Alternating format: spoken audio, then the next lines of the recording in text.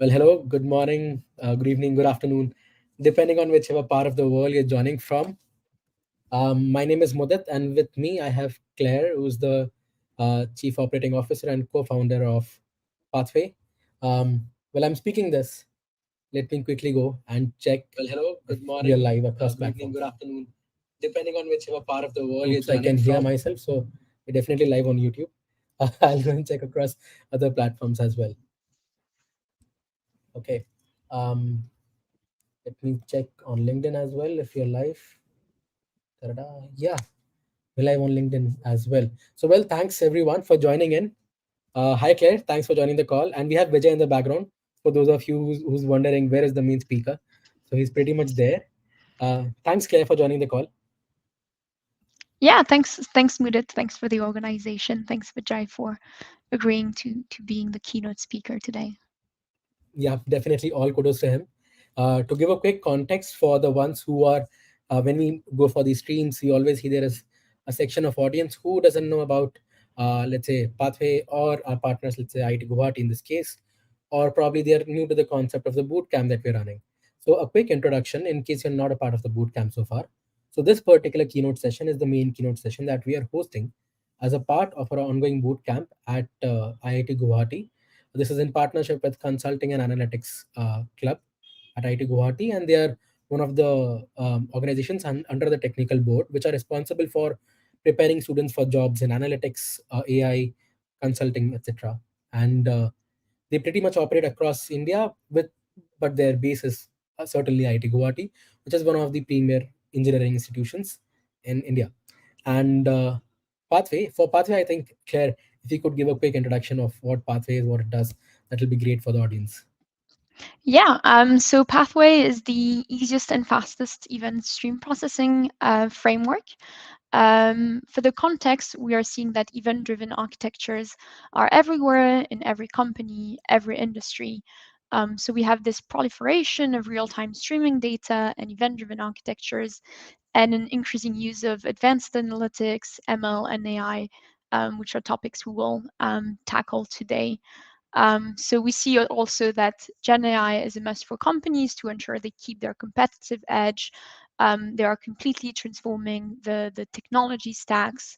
Um, AI in enterprise relies on access to fresh data. We see data products that are combining multiple data sources. And there are a lot of trends that we're seeing on the market, and that's basically where at the crossroads of AI and live data that creates some unique challenges, and we're happy to solve them. Okay, thanks. Thanks for that description. For those who would like to know more about Pathway, the website is pretty simple, pathway.com. You can go and read more about it. Um, and with that, let me do a quick introduction of this session. The session, as you can quickly see on LinkedIn, if you're joining there, or on YouTube, wherever you're watching it, it's around advances in computer vision, and where we'll try to understand the journey of moving from convolutional nets to spectral transformers and vision transformers. It's something that Vijay, who is our keynote speaker for today, he has worked quite extensively on. Talking about the bootcamp, by the way, I missed to do that.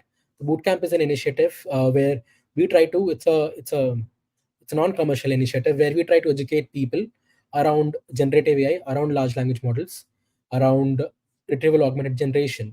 And given the current scope and the ecosystem around AI, given the entire surge in interest around multimodality and vision transformers, this session became more imperative in a way and came at just the right time. So if you're somewhere who are trying to understand this particular spectrum and see how it integrates well, how has the transition been from traditional pre-trained transformers to vision transformers, and their role, and the role of spectral transformers. So I think this session will be a good asset for you to look at.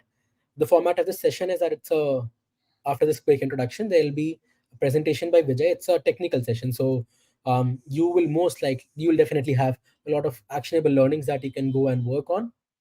You'll also have access to a few links that we'll be sharing on the comments as Vijay is presenting them, like they're there in the presentation. So in case don't you struggle to type it in, we'll send it out. So just take along for you to ask questions. This is an interactive session, so there's some latency when we stream live. So when you ask a question, we may not be able to answer it right then and there. The format for that reason will be like you can simply put your questions, we'll curate the relevant ones and put them across to Vijay towards the end of the session.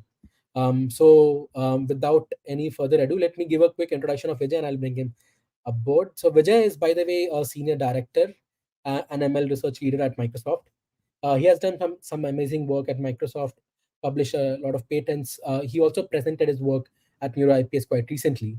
And beyond that, he has also led teams at Walmart and a ton of other great companies, which includes Oracle, Cognizant, and more. So thanks a lot, Vijay, for being here. And interestingly, for those of you who come from academia, Vijay is also an academician. Like, I mean, in the sense, he has done his PhD from IIT Madras, and then he did his postdoc from EPFL. So thanks, Vijay, for being on this session and sharing your time, your learnings with the community at IIT Guwahati and beyond. Thanks, Mudit. Thanks for the intro. So I can go ahead right now. Okay. Yeah, certainly. You can see my screen, right? Yes. Okay, I'll go into presentation mode and we're all set. All right, so thanks and welcome to the session, folks. So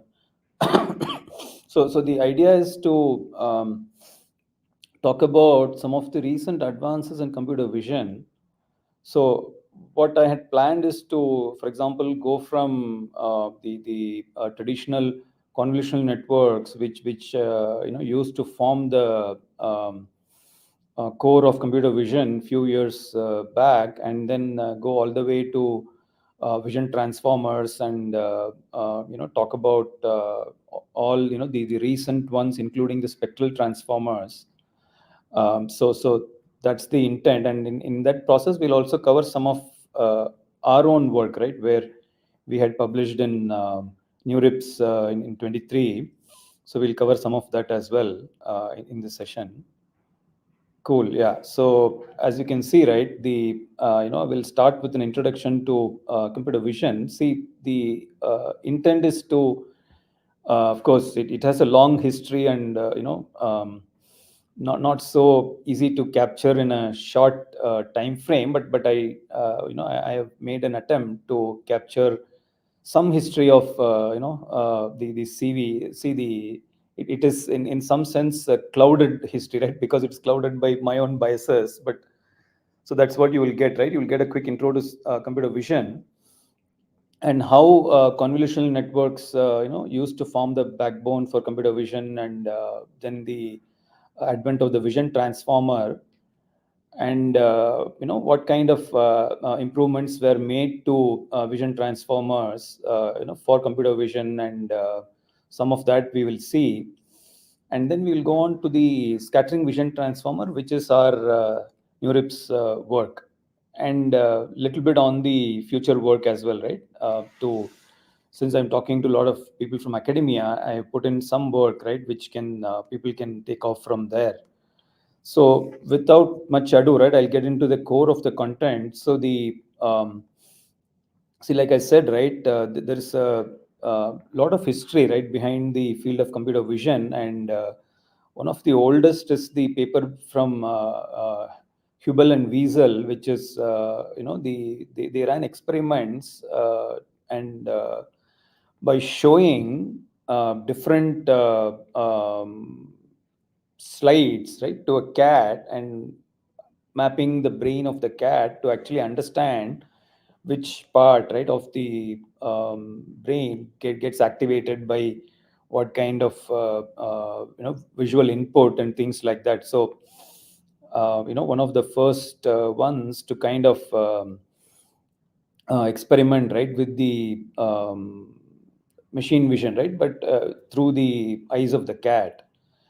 And then you had, of course, the famous PhD thesis from Roberts, which actually was on machine perception of three-dimensional solids. So what he did was to take photographs of 2D solids, and then reconstruct the 3D image from those photographs, and able to produce 3D images, right? And in much more greater detail, right, compared to the photographs. So that was the seminal work, this doctoral thesis. And of course, he, however, was not in machine vision field for a long time, but became one of the founders of the DARPA's internet project and all that. So, um, and of course, the following paper, right, which was again a seminal one, was by David Marr, and his paper was one of the first to talk about a hierarchical approach to computer vision. See, we keep talking about how the computer vision field is inspired by how humans perceive vision, and how humans perceive the world around them, right? So where the first we kind of look at edges and boundaries, and then try and understand more depth information, and right, and then piece together the overall 3D model, right, including the surface and volumetric primitives. So he gave a similar approach to machine vision, and which was one of the seminal papers, right, by David Marr. And of course, around this time, which was in the 70s, the first paper came out, right, which was the neurocognitron, and which was in some sense the earliest pattern recognizer, right, for images.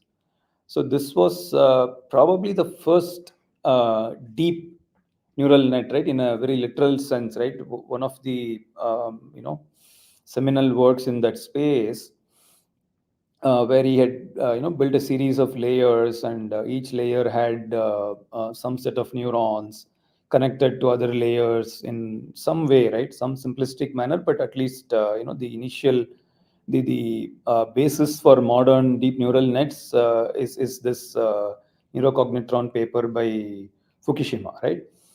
And of course, the seminal work also came from Jan LeCun's team. Of course, he is right now the uh, AI lead at Facebook. He leads the AI for Facebook, and one of the prominent researchers in the AI space. So his first work, of course, LeCun and Bengio, their work was on what's called as LeNet. Of course, the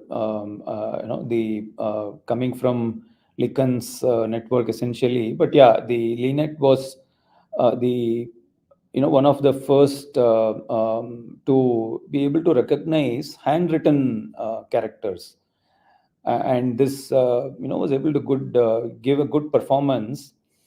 And this was the first convolutional network, right, in the modern form. So the neurocognitron was a precursor to the modern convolutional nets. The LeNet was one of the first convolutional nets, and which gave good performance on handwritten characters. And also, right, the data set was also produced, which became useful. See, one of the main advantages, right, of having the data sets is that many people start building things, and they're able to train different kinds of networks on that data set. And so a lot of advances become possible once the data set becomes available. So this was also a main thing behind this paper.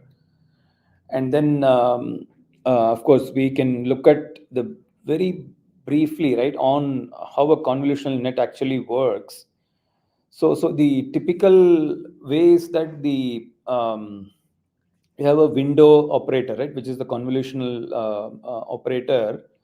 So that is moving here, right? You can see that it's moving across the whole matrix, right, which is the input matrix, and it performs a convolutional operation, right, on the input. And then of course, you have further operations, including the ReLU function, which gives the output to a pooling system, which is a max pooling operation. And then you will see that of course, there will be multiple layers of convolution, ReLU, and max pooling. So these layers get repeated number of times. So that becomes like a one layer of the convolutional network, and then you repeat that layer multiple times, typically 12 times, or it goes and it could be much larger. It could be as large as thousands in its current form. But then, yeah, initially, right, they did start with 12 and 24 and all that. Finally, you will have the fully connected layer, and before that, you will of course flatten the image, and the fully connected layer is followed by a softmax layer, which will do for example, the image classification, right? So this is how a typical CNN works. And of course, there were several adaptations of the same to make it work on other data. And for example, how does it work on sentences and NLP and all of that? But we will kind of stick to the image field for today.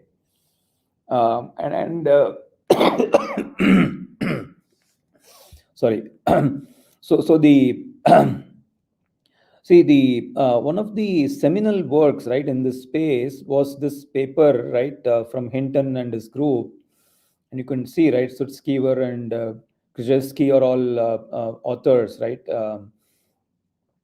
This was famously called AlexNet, and see, this was one of the first to win the ImageNet. They had the competition, right? And this was the winner in 2012 of that large-scale classification competition. And since then, right, CNN's the convolutional nets became quite popular.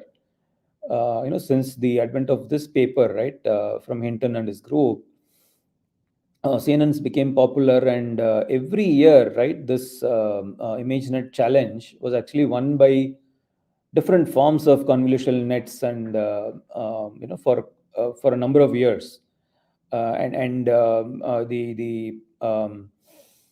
you could see that there are so many layers. We talked about it could be number of layers, right? There are 192 layers, and so this is of course the key was, see, while we saw that the convolutional nets were there much before, right, and the even the neurocognitron was one of the precursors to the convnets, right? What changed, and why was it able to get good results in 2012?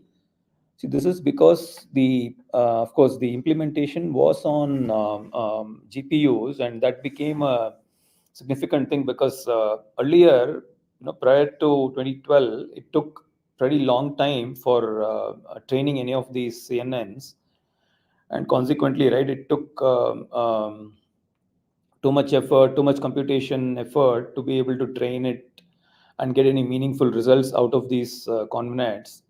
But because they were able to implement it on GPUs, they could train in a few hours the CNN, and able to show that, right, it gets about 16% error on the ImageNet data. So that was the AlexNet paper in 2012. And so with that, what we will do is quickly go to the world of transformers. See, just to introduce the concept of self-attention, which forms the basis of transformers, I'm delving into NLP realm, but we will come back to the realm of computer vision shortly. So if you see the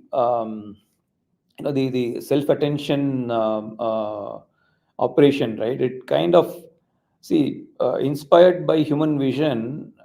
See, the thing is, human vision, right, in some sense, see, once we look at a scene, right, we tend to figure out very quickly where attention needs to be given, and which are the important parts of the image. And the human perception is very quick to figure out that and go to the important parts of the image, whereas this becomes very hard in the case of machine vision, right? This is actually the hardest part.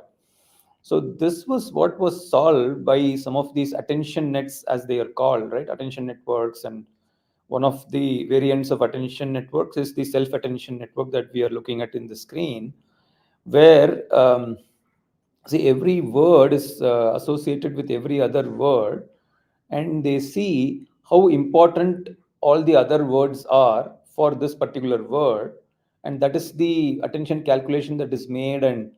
And we figure out which are the important words for a given. For example, if chasing is there, right, then we should focus on criminal and FBI as the other important words, and right, and less on other words in the whole sentence, right?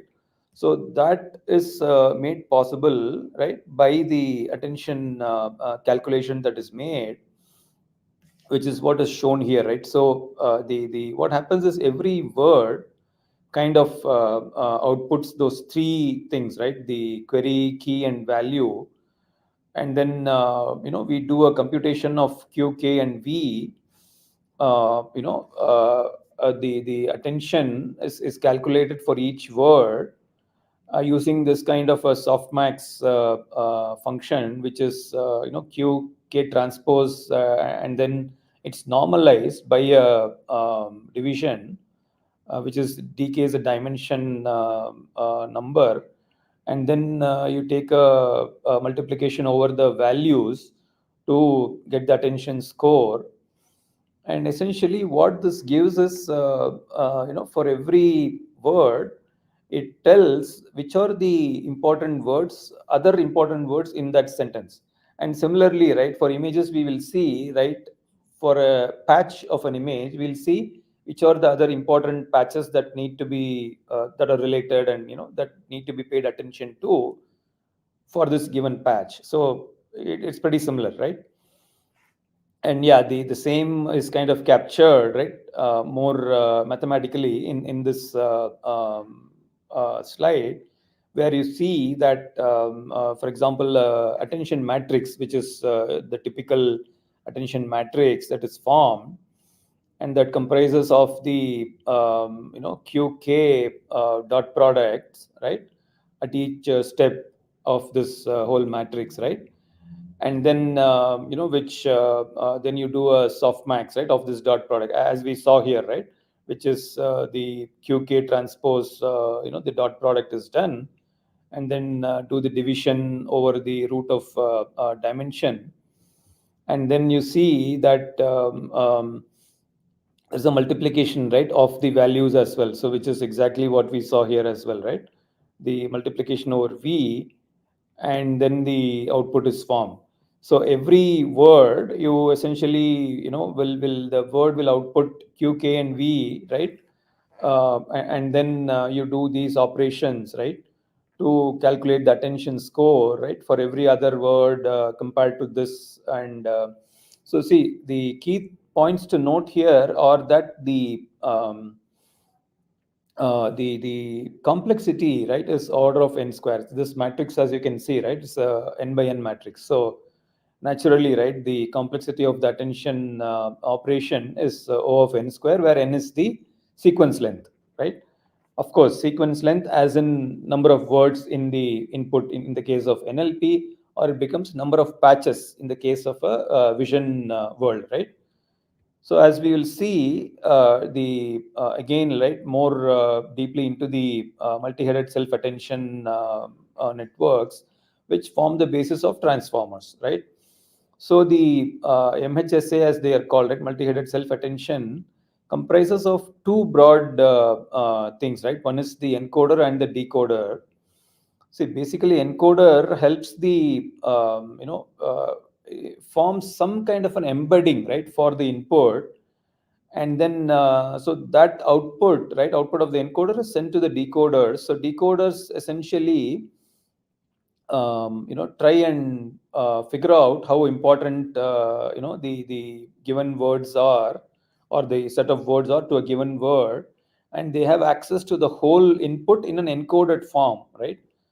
from the encoders.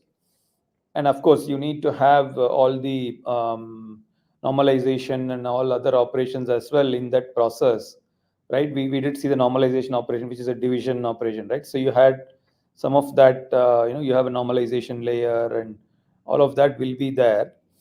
And then, of course, you had the, for example, again, the linear layer at the end form, which is a fully connected layer, and then a softmax layer, right, which will actually be the classifier, right? So you see that this is the transformer layer as it's typically called, and you have several such layers in a typical transformer. You could have 12 layers or more, and they form the basis for example, it could be image categorization or classification, right? And then we will move quickly into the vision transformers.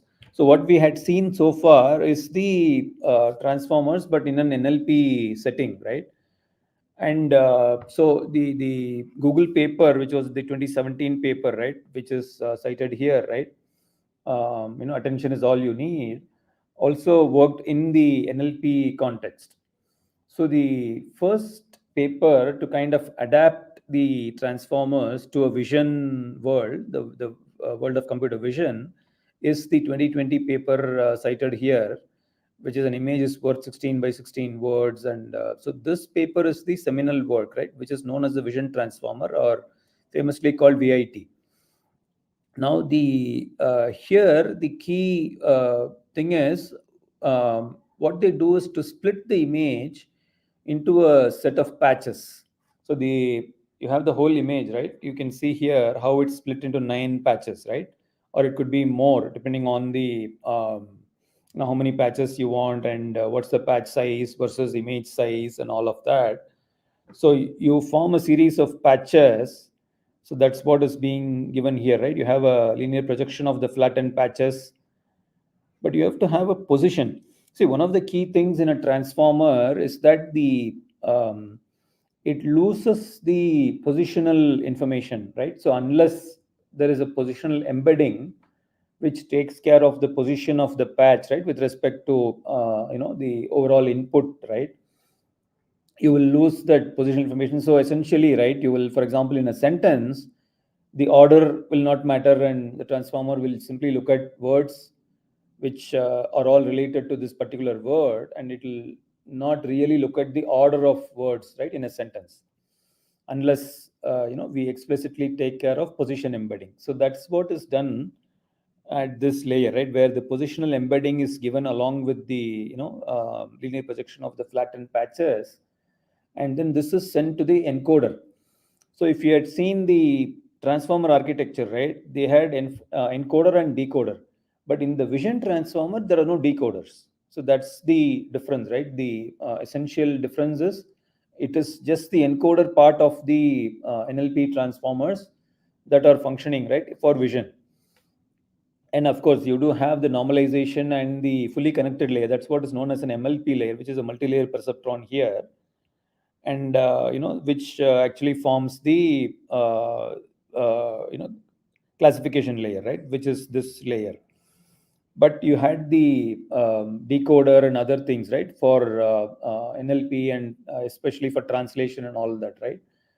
None of that are there for the vision world. So you just have the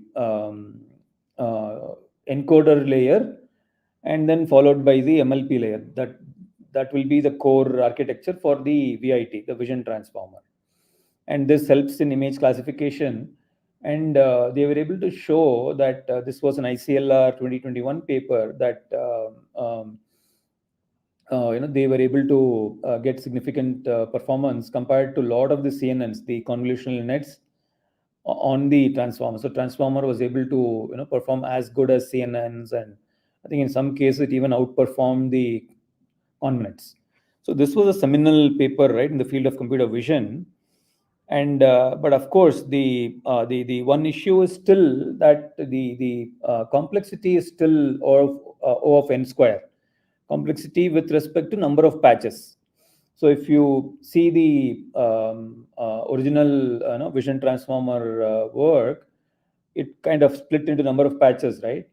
So depending on that number, so n is the number of patches, your complexity is still O of n square. So which was what was the problem, and of course the other issue was also that the because the number of patches are limited, so you tend to not get very high resolution images. So the low resolution output is what you typically get from the vision transformer. So this became couple of these challenges were there. So the subsequent work, right, since 21, right, since the VIT paper has always been to get efficient vision transformers, right? So to overcome the order of n square limitation, and what can we do to do that to improve the efficiency of transformers, vision transformers, so that two things. One is they can be used more efficiently, right? They require less training, less computational resources for training. Also, they can be applied on possibly dense prediction tasks. See, because the VIT was not able to handle dense input images, right? It could handle only low resolution images, right? So it could not be used on dense prediction tasks, whereas it was okay on coarse classification tasks, but the segmentation, or the semantic segmentation, or other computer vision tasks which require dense prediction and require you to handle fine-grained information, that is little harder for the vision transformers. So the subsequent work focused on making transformers efficient as well as applicable to dense prediction tasks. So you see two representative transformers which I have given in this slide. One is known as the pyramid vision transformer, or PVT, right, which is the seminal paper. So there the see, one main advantage was the compared to the traditional VIT, you could now deal with fine-grained patches, whereas the VIT used to have only coarse-grained patches. And they had this notion of progressive shrinking pyramids. So the pyramid architecture, where the size of the patches keeps becoming different, right, from each layer, and which results in being able to handle significant high number of patches, right? Fine grained patches can be handled because of the shrinking pyramids. And of course they had a special attention network as well. See, we keep saying, right, the complexity of the attention is O of n square, whereas this was a spatial reduction attention operation that they perform, and which had a slightly lesser complexity compared to the traditional O of n square attention complexity. And so this one was a seminal work known as the PVT, right? And then the other work was known as swing transformer, see, which again was a seminal work where so they had the notion of shifted windows, of attention nets between the layers. See, in the traditional VIT, across layers, the attention window remains the same, whereas in the case of the swing transformer, you see that the shifted windows are there. So, for example, layer 1, if you had these kind of attention windows, right? Layer 2, there is layer L and layer L plus 1, the windows are quite different. So what happens is the kind of information that is shared and across those layers becomes quite different, and you are able to take care of long range dependencies between the patches, which was becoming difficult because your window was localized and it was becoming harder to take care of um, uh, image relations across windows. Whereas because this is a shifting window, right, you were able to handle that much better. Sorry. So that was the couple of representative transformers we saw, which were able to make the vision transformers perform well, perform efficiently. Also, which means they required much lesser computational resources, or flops in the number of floating point operations was much lesser, and they were also able to apply these transformers to dense prediction downstream tasks like semantic segmentation or object detection. So that was why these were seminal works in the space. And of course, we will now go to the essence of the spectral transformers as well. See, one of the challenges we saw, right, is the computational complexity. Also, right, the other challenge was that it was becoming harder because of the attention operation getting localized, right, because of the windows that we saw, right, to handle global information, and also the fine-grained information in images, right, became harder to handle. So the GFNet was proposed, which was handling. So what they were doing was, in essence, they used see the relations between the patches. Instead of computing in the original image space, they computed the relation in the Fourier space. So they took it to the frequency domain and computed the relation between the images, in the Fourier space, and then do an inverse Fourier transform. So they had a fast Fourier transform layer, and then they did as you can see here, right, a multiplication operation, right, which is term by term multiplication, right, on the frequency domain features with the what are called as learnable global filters. So once you do this, and then you did an inverse transform, right? So this was one whole layer, whereas this three step layer replaced the entire attention layer of transformers. So they took the the typical VIT, the vision transformer, and completely replaced the attention mechanism with the three-step process. So the 2D fast Fourier transform, this term by term multiplication is the second part of it, which is the frequency domain features multiplied with the learnable global filters weights, and finally the inverse Fourier transform, right? So these three replace the attention mechanism. Now what this means is, in essence, that the complexity completely changed. It became O of n log n instead of O of n square.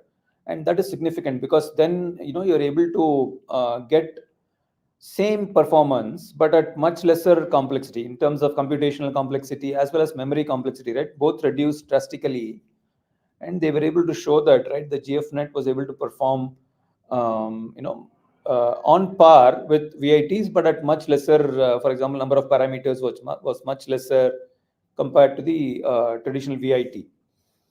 And of course, there were a couple of other efforts which are recent papers, and one is known as the wave VIT.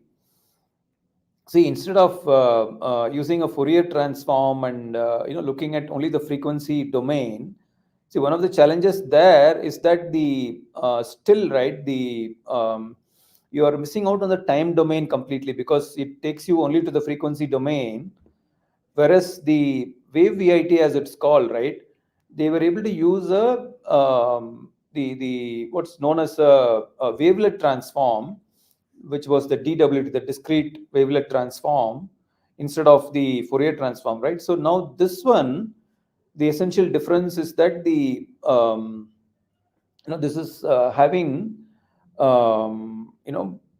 both the see, instead of just taking it to the Fourier domain, you're able to do both Fourier and time domain in the DW, the wavelet transform. So that results in being able to handle fine-grained information, right, across the Fourier and time domain, and which helped them to achieve better performance than almost all other vision transformers. So Wave VIT is the state of art, right, for vision transformers, which is only bettered by our work, which we will see right in the next few slides. And of course, you also had the Hilo attention paper, which was also one of the few spectral vision transformers. Here, what they do is they kind of explicitly split the image into the high frequency attention and the low frequency attention layers. This they do in the uh, the input gets split, right, in the channel itself. So then you are able to get to the high frequency attention and the low frequency attention. See, the main advantage being that um,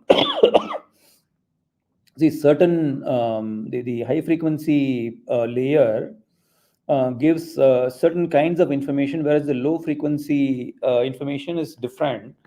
So by handling both separately, they're able to get the best of both high frequency information and low frequency information, which then results in significant improvement in performance, right? This was the Hilo attention.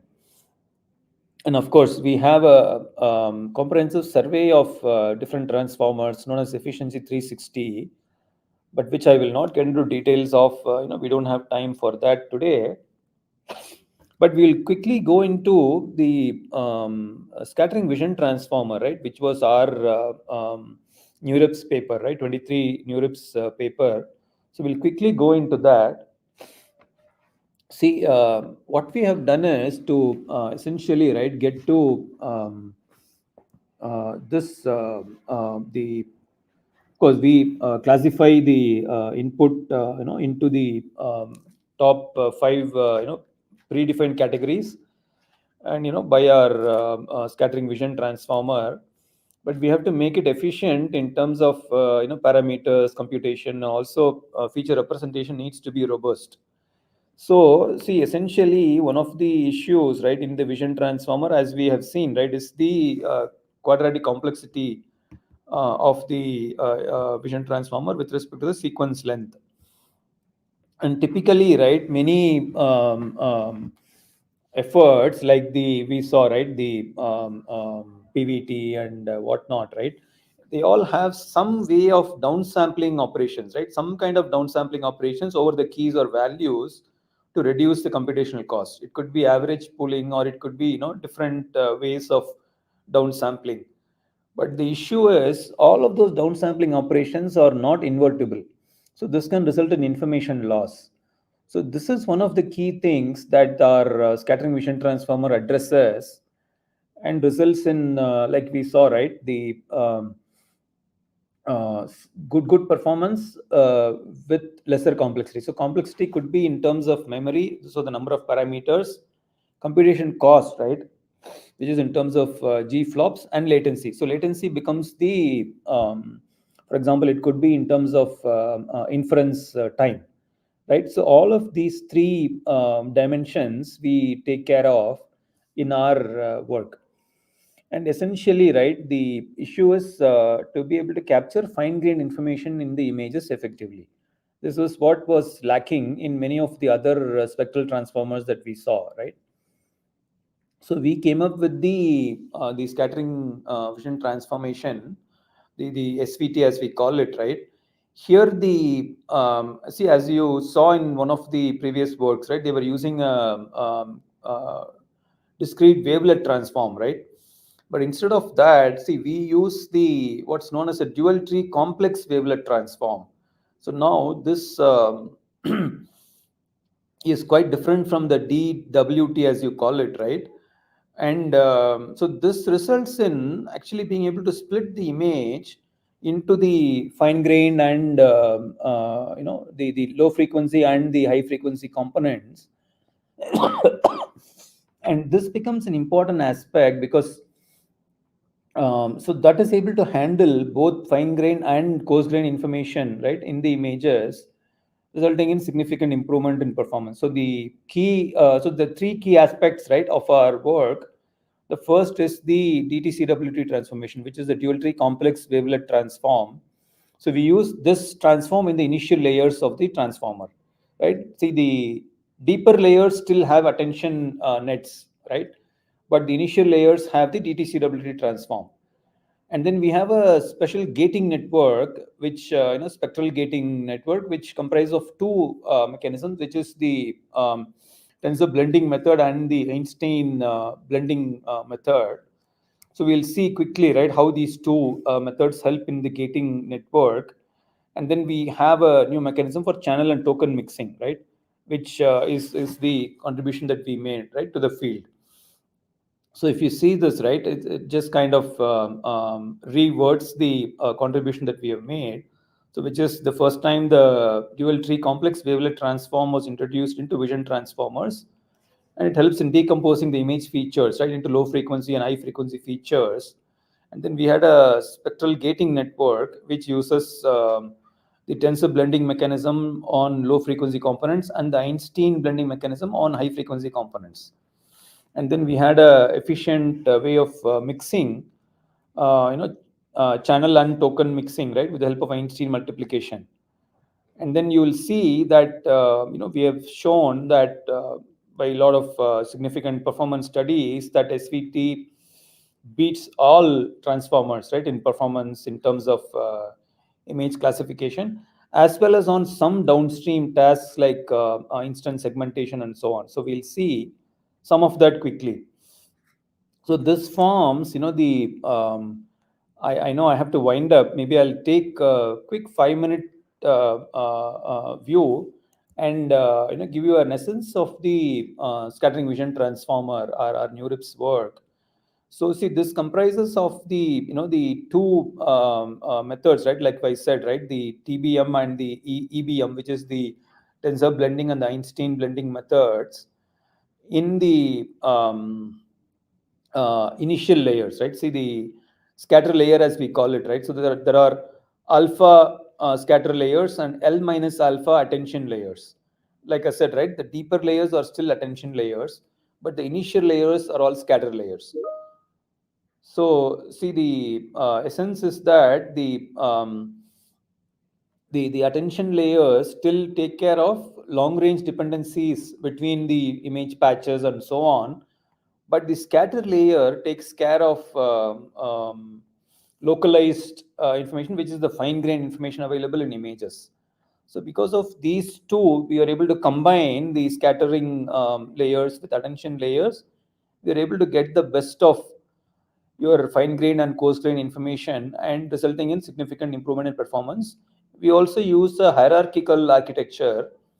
We saw the PVT, right? That also use a hierarchical layer, right? So this is also a hierarchical architecture. So the final architecture will be in this form, where there are a number of stages, right? And each stage having some number of scatter layers and attention layers. So this is how the overall architecture comes out. And then of course you have some detailed view of the same. The one key property is that the DTCWT transform, the dual tree complex wavelet transform that we are using, right, is fully invertible. So which means that there is no information loss when we do the inverse scattering transformation and go back to the original image space, right, from the feature space. So that there's no loss of information. Whereas we saw that some of the other transforms can lead to loss of information. So that is one important difference that we should understand. And of course, by combining the instant blending method, right, with the tensor blending method, we are able to have a tonal and token and channel mixing mechanism, right, which helps. So in the interest of time, I'll quickly talk about the data that we are using, and how quickly we can get to the performance study. So see, the ImageNet data is well known, right? You have close to 50,000 images on the test set, and of course training set is beyond 1 million images. And then you had so we built the ImageNet.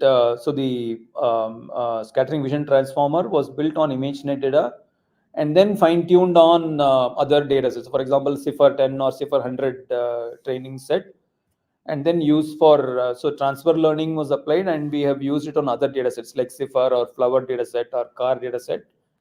So you see that some of these are like very highly specialized data sets, and where you will see that our SVT performs well on these data sets as well. So you will see that we made detailed comparisons of the performance of SVT compared to a host of other transformers. So we see the ResNets are the basic convolutional net based deep nets. So they are not transformers, but all of the others here are transformers in some way, right? The LIT V2 is the hilo attention that we saw, right? And we've seen Wave VIT as well, right? So Wave VIT and LIT V2 form the state of art before, of course, our SVT. So SVT beats all of them. So you see that the performance of SVT, even the small, the HS as we call it, right, is the small one, and the base architecture is the HB as we call it, and then the large one is the HL, and it goes up to 97.5 or 85.7 top one accuracy on ImageNet dataset, which is the best performing transformer as of today. And then you will see that compared to, for example, GFNet, which we saw, right, or other spectral transforms, right, ours SVT kind of outperforms all of them. And compared to other hierarchical transformers like your Wave VIT or PVT and all of them, right, it outperforms all of them as well. And in terms of what we will do is not go into too much details on the performance studies, but then what we have done is to essentially do different ablation analysis. And so I'll make the slide deck available, but you will see that, for example, even on transfer learning, right, where we train it on ImageNet dataset, but fine tune it on other data sets and test performance on other data sets like CIFAR or flower or car data set, right? So SVT outperforms all competing transformers, as you can see here, right? Similarly, right, even on other tasks, like even, for example, the downstream tasks such as instant segmentation task, right, where your mask RCNN is the backbone method. So even here, you can see that the SVT outperforms other transformers. So as well as your CNN based architectures, right? Your ResNet is the CNN based architecture. And of course, the kind of characterization, right? It kind of shows that the low frequency filter coefficient, how it captures the shape with the maximum energy part of the image, right? See, what we have seen is the in real life, right, the application of SVT has been in extreme classification, right, where you have fine grained classification, right? The number of classes are very high, and you need to be able to fine grained, perform fine grained classification. There, SVT outperforms all competing transformers to a great extent. So this is one business use case. We are seeing the use of this in certain retail customers and their cases and all that, right? So we are working, we are in a proof of concept with a large customer of Microsoft, and where we have shown that the extreme classification use cases can benefit a lot with our spectral transformers, right, our SVT. And we are also applying it in medical imaging, right, where you have the MRI scans and CT scans and all that, right?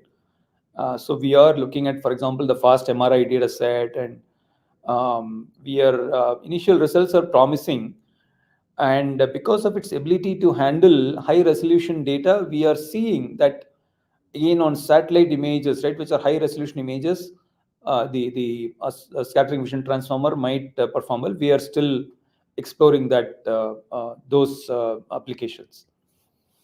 And I had just one last slide right before I close, because I'm talking to a lot of people in academia. I want to give future directions, right, where um, people can take the work and can start off from here and start exploring the research directions, and see, each of these could potentially result in a NeurIPS kind of paper, right, if explored.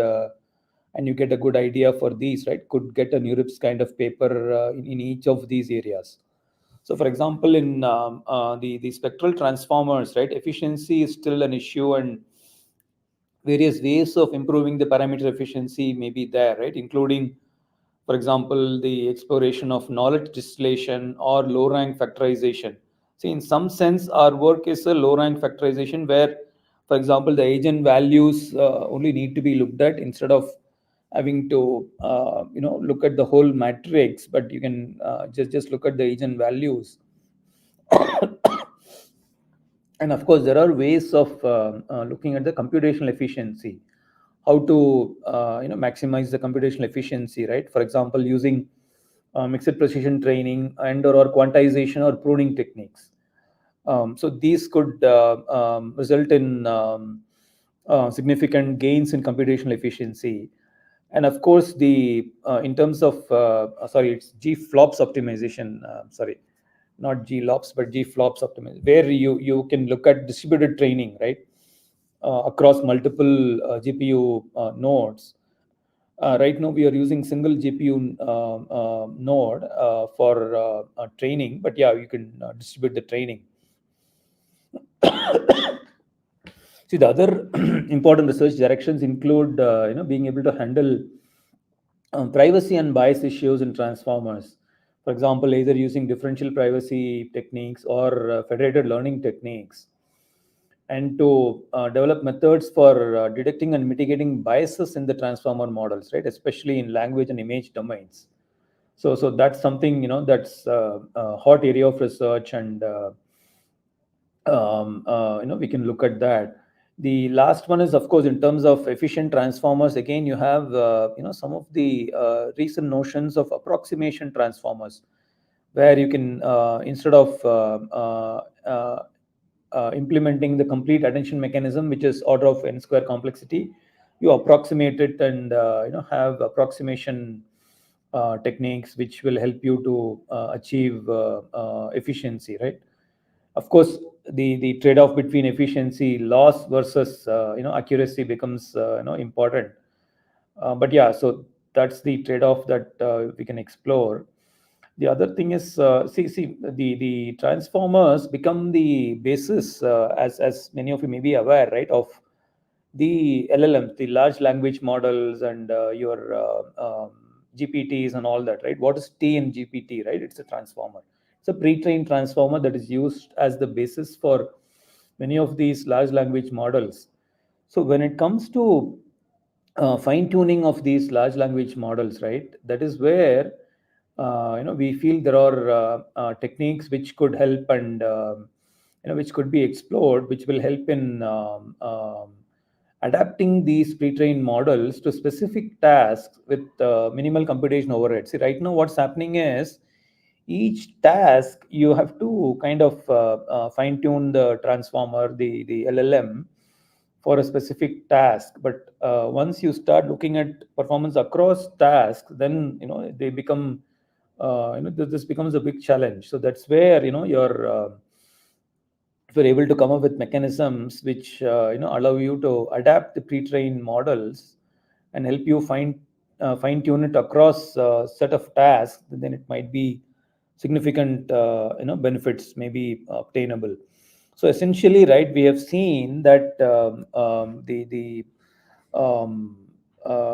the spectral vision transformers, starting from the computer vision field, starting from computational the convolutional nets, all the way to transformers, vision transformers, as well as we have seen how they perform, and how vision transformers could be implemented, as well as how we can implement the SVT, right? As we saw that. So I'll pause here and see if people have questions. And over to you, Mudit, for questions. Thanks, Vijay. There are actually a lot of questions. I've added them here. Let's pick them one by one. So the first one is around using this in the context of multimodality, and because our boot camp was probably is centered around LLMs, maybe that this is maybe why this has come up. So how does the labeling of data for fine tuning LLMs, multimodal LLMs, and vision transformers work? This is asked by Suraj. Sorry, I was just taking a medicine. Sorry. What is that? Yeah. What is the question? Can you rephrase that?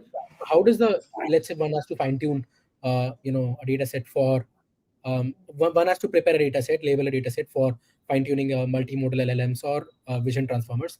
So is it similar to the traditional labeling techniques, or there's something else that is used in that case? See the labeling. So what you're asking is for multimodal LLM. See, yeah, there are a set of recent data sets that have come up for multimodal LLMs, and which are quite different. So I can put you across, or I can send you a list of these data sets which can be used for multimodal LLMs as compared to traditional data sets. So traditional data sets may not work as such. So you have to have some mechanisms to handle those. And so yeah, the multimodal LLMs, it's not trivial, right? Because across modalities, for example, you have text data where you will have lot of text data sets which are all labeled only for text, and you'll have text classification labels and all that, right? Or you have images where you have image classification labels and all. But then what you may need is, given an image, a description of the image, right? So that kind of data set is what you need. And there are some data sets which are available, especially in the recent past, they have become available, and which help in training a multimodal LLM, in this kind of fashion. Like I said, right, where you have an image, and then you have a corresponding description of an image. So that's the label you need, right? Goes across modalities, right? So that's the kind of data set you need. So your traditional data sets may not be um, reusable as is in a multimodal context. I hope that answered the question. Are there other questions? I'm not able to see the questions. Mudit. So it is not syncing up with YouTube directly, so I've added Oh, within okay, got it. Got the it. Yeah. planners feature of StreamYard, so I can see it for that reason. No worries, no Um, worries. You can let so me you can know. see it in the bottom as I display them. The next question, because it's on a similar line, I'll pick it. It's around RAG itself, RAG and LLM architectures that typically use vector index retrievers, and then so they can they be simply used with vision transformers as well, or there is some changes that is needed to be done in that case? I think that's a great question. I think this is one of the things we are also trying to investigate. See, because the RAG architecture, right, has been typically used in the NLP context. So they have not been applied in the vision transformers yet, and it's not clear, right, whether it could result in significant improvement in performance or not. So this is still to be explored, and I may not have a definitive answer on this, but yes, this is a great area to explore, and open research questions are there, so we can look at those. Yeah. Okay. Um, Thanks for answering that. Then the next question is very much specific to spec transformers. So it's basically spec transformers and PVT. So how do spectral and attention layers in spec former work compared to PVT's multi-scale approach? See the pyramid vision transformer. Maybe I can quickly go to the architecture of that compared to this. Um, I had one diagram I thought for PVT. Yeah, see the thing is, the essential difference, right, is that the um, see the PVT had see the hierarchical architecture is the same. So even we have a typical hierarchical architecture, so it's not much different. But the see the attention layer itself is quite different. Okay, for example, how that will be different, right? And I'll come to this. See, in the PVT, what would happen is each layer, right, will have all attention. There will not be any scatter layer here in PVT, right? Whereas we have a scattering layer. So what happens is the early layers for us, there are alpha scattering layers compared to PVT. PVT will have all attention. Whereas if you look at GFNet has all spectral layers.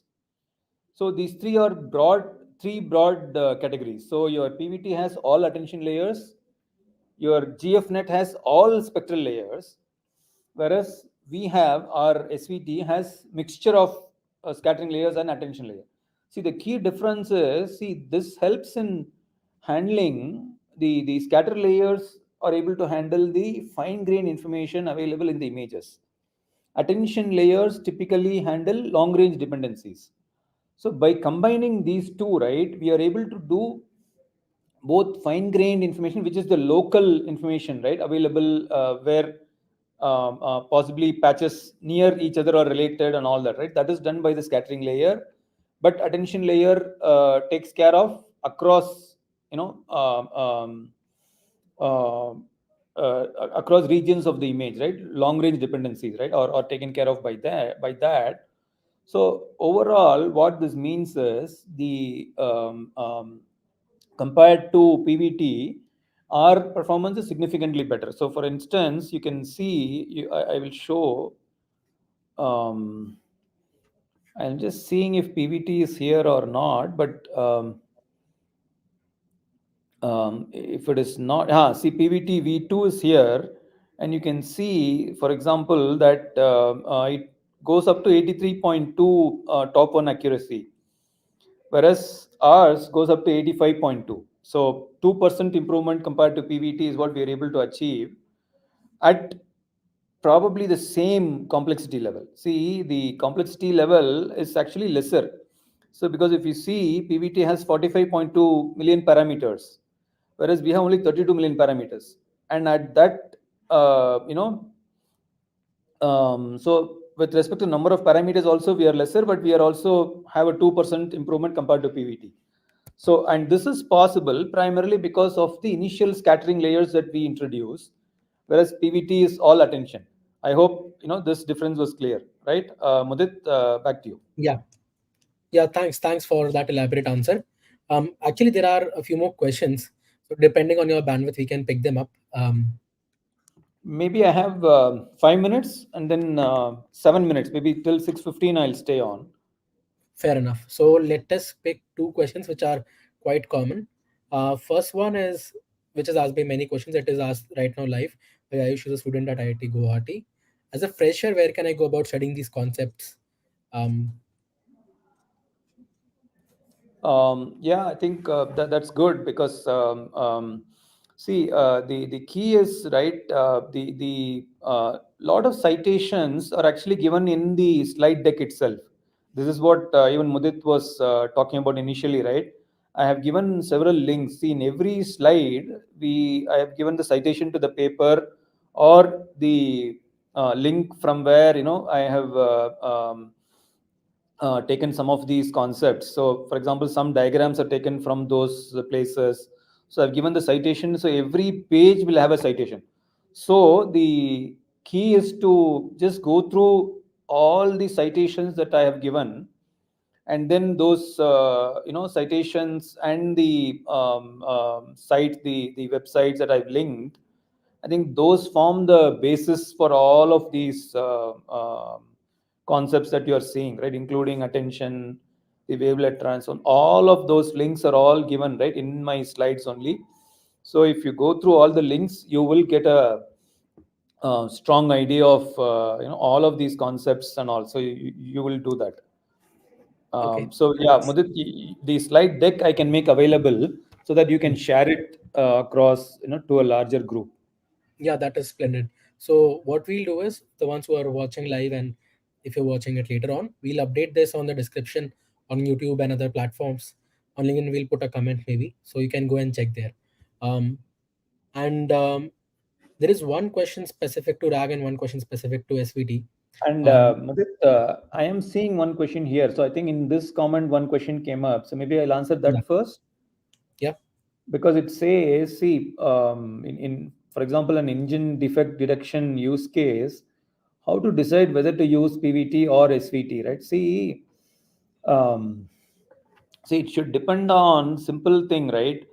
If it is a fine-grained, classification kind of a problem, then SVT is expected to outperform PVT, right?